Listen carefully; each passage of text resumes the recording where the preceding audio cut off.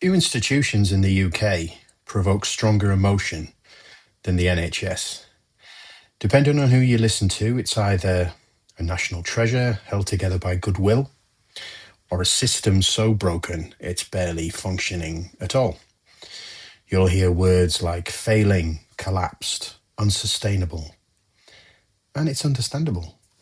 People are waiting longer, staff are tired, demand keeps rising.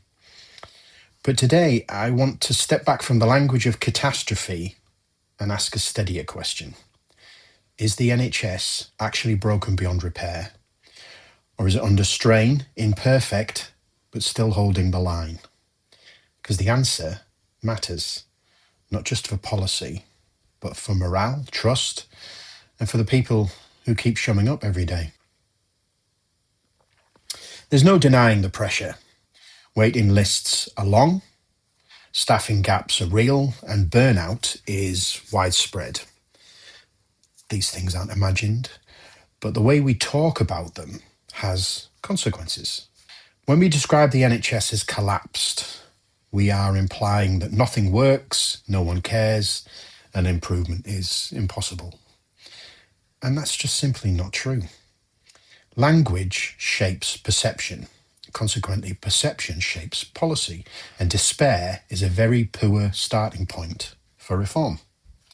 A genuinely broken healthcare system would probably look like this. Care only if you can pay, entire regions without access, preventable disease and deaths as routine, and no safety net at all. That isn't the NHS. What we are seeing is a system under sustained and complex strain, still delivering millions of successful interactions every week, but under strain. Emergency care still happens. Cancer survival continues to improve. Vaccination programs still function. Universal access, I should say, still exists.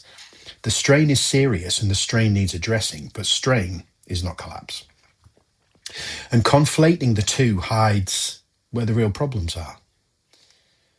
There's one part of this conversation that often feels difficult to talk about. And it's not because it isn't real, but because it's so often badly handled. And that is one of immigration. Now, in public debate, it's usually framed in extremes. You either have immigration is the reason the NHS is overwhelmed, or immigration has no impact on healthcare pressure whatsoever. But neither of those positions reflects reality. So let's slow this down a little bit. Firstly, something that needs saying with absolute clarity. Immigrants are not the problem. In fact, many of the people holding the NHS together right now are immigrants. My parents were Irish, my dad's side. You could argue I'm an immigrant. But there's doctors, nurses, healthcare assistants, porters, cleaners, researchers. Without any of them, the NHS wouldn't be strained. It would just stop entirely. That's not ideology. That's lived reality. That's just a fact. At the same time, it's also true that population change affects demand. More people means you have more GP registrations, you have more maternity care, you have more emergency department attendances, you have more long-term condition management. That isn't controversial, that's just math. But here's the crucial, I think, distinction. Pressure isn't created by who people are. It's created by whether the systems are planned, funded, and scaled properly. Immigration doesn't break healthcare systems. Poor planning does. From the front line, what we see isn't politics. What we see as nurses is complexity. People arrive with unmet health needs, they've got trauma histories, they've had limited access to preventative care beforehand. That just increases workload, it increases time, it increases coordination. Not because people don't belong, but because the systems weren't designed with enough flexibility to handle these changes. And it's okay to acknowledge that strain without blaming the patient. The mistake we keep making is collapsing everything into one question. Is immigration good or is it bad? And that's not the right question. It's the wrong question. Better questions are we planning healthcare capacity honestly? Are we investing in primary and community care? Are we supporting the staff to meet this changing demand? Are we integrating health, housing, and social care properly? When those answers are weak, the pressure builds, and then people look for someone to blame. And blame is easy, it's planning that's hard. Immigration isn't a moral failure, and it isn't a healthcare policy either. It's a reality of the globalized world that we live in. The real issue is whether we can build systems that adapt to not just that change, but any change. And when we do that, diversity just becomes more of a strength. When we don't do that, pressure just turns into resentment. And the big difference is leadership, not population. Healthcare is uniquely vulnerable, unfortunately, to pessimism because failures are personal and successes are invisible. Trust me, they are.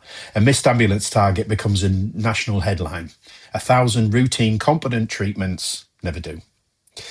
And the people holding things together rarely have the time to defend the system publicly because they're too busy working inside it. So the public narrative skews towards a crisis while the care continues on the inside. And from inside the system, the picture is complicated, but very human. Yes, people are tired. Yes, morale is fragile in places. And yes, there are frustrations that exist. But so does professionalism, pride, innovation, problem solving, and the deepest compassion you can imagine. Teams adapt, workarounds appear, and people just look after each other. Not perfectly, purposefully. That matters, and that's the difference. So here's the reframe. The NHS isn't failing because people don't care. It's struggling because people care too much. They care deeply, often at great personal cost.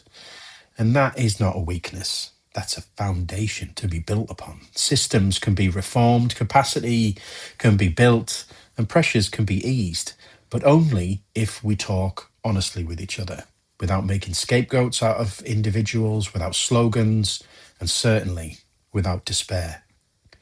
Criticism matters. Accountability matters. Reform matters. But hopelessness doesn't help anyone. The NHS isn't a myth, and it isn't a miracle, and it isn't beyond saving. It's a human system doing human work at a difficult moment in history. And for now, it's still standing. Thanks for listening. As always, be well, be safe, and until next time, stay kind, stay curious, and take care of the people who take care of us, because often they're hiding in plain sight. Thank you for listening to In Plain Sight. If this episode helped you pause, reflect, or see something differently, you're very welcome back next time. Until then, be kind, be curious, and take care of yourself. If you like what you heard and like what you saw, please consider hitting that subscribe button and ringing that notification bell.